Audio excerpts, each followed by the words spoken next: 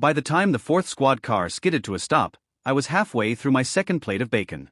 I sat on my porch, enjoying the perfectly still lake, watching HOA President Denise Harrow, an angry flamingo in expensive yoga pants, shriek at a tired deputy. "That man is squatting on association property," she yelled, jabbing a manicured nail at me. "He's armed. "He's belligerent." I raised my coffee mug. "I'm holding a spatula," I clarified. Sheriff Ray Delaney arrived, took one look at the scene, and walked up the steps. "Morning, Commissioner," he called out. The HOA crowd went silent. "Ma'am," Ray said to Denise, holding up a document.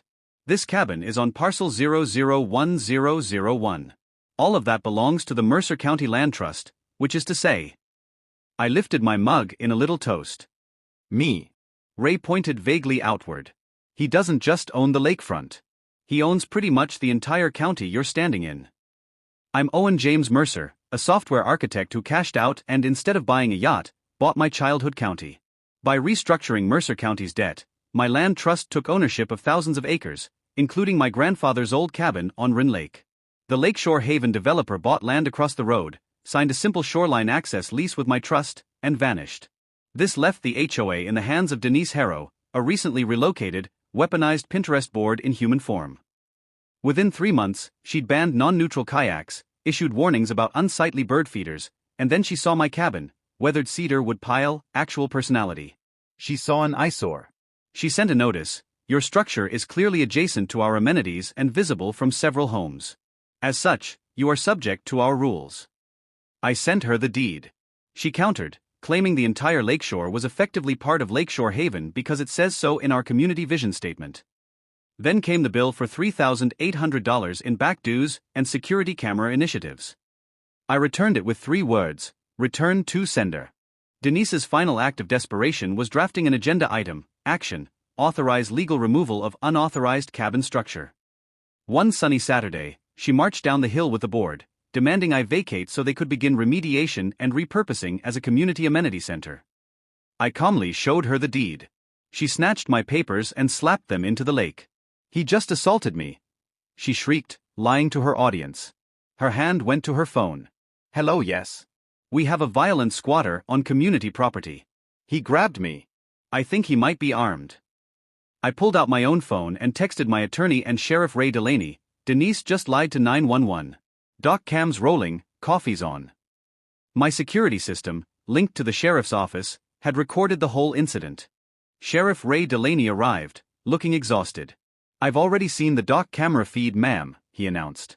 "Why do you keep calling him that?" Denise whined. "Because he sits on the county commission," Ray said, voice mild. "And because he chairs the land trust, which owns the shoreline, and because he signed the check that bought you folks your fancy new fire engine." Ray showed the crowd the lease. It gave the subdivision access to the dock and trail, but specifically excluded the cabin and 50 feet around it. "Also," Ray added, "you told 911 he grabbed you and threatened you. The video shows him standing 6 feet away asking you to leave while you threw his documents in the lake and made up quotes. Filing a false report is a chargeable offense." Denise's bravado finally broke. She was gently but firmly escorted up the hill. A month later, the special hearing was held in the courthouse. I sat quietly at the side table. The county attorney played the dock camera footage and the 911 audio, exposing the lie. Then came the bombshell: the land trust has exercised its contractual right to terminate the shoreline access lease effective 30 days from notice. I stood. "Your access was always a privilege, not a right. Your HOA weaponized it." The State Oversight Office announced Denise's 10-year ban from serving on any HOA board. The county attorney delivered the criminal settlement: probation, a fine of $15,000, and 200 hours of community service assisting with non-emergency call center education, specifically explaining why you do not use 911 to enforce HOA rules. I presented the new, highly restrictive access agreement. Any harassment, trespass, or attempt to regulate said parcel voids this agreement immediately.